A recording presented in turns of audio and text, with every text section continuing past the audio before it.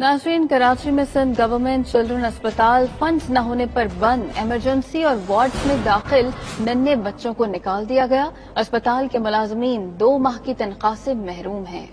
खाकरूब न होने से मुख्तलिफ शोबों में गंदगी और ताफुन फैलने लगा है। इसी हवाले से मज़ीद तफसीलात जानेंगे अपने नुमाइंदा इब्राहिम रिंद से। इब्राहिम, कहिएगा, फंड्स न होने की वजूहात क्या सामने आई?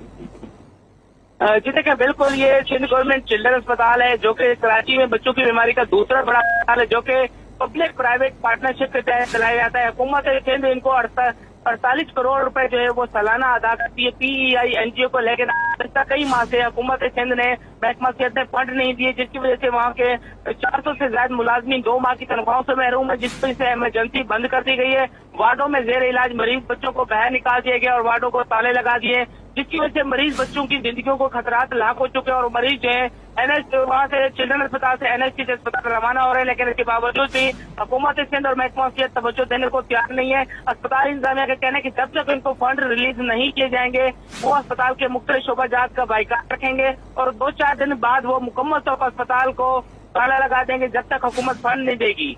जी, फंड्स अगर फराहम नहीं किए जाएंगे तो अस्पताल को ताला लगा दिया जाएगा। बहुत शुक्रिया इब्राहिम रिंद।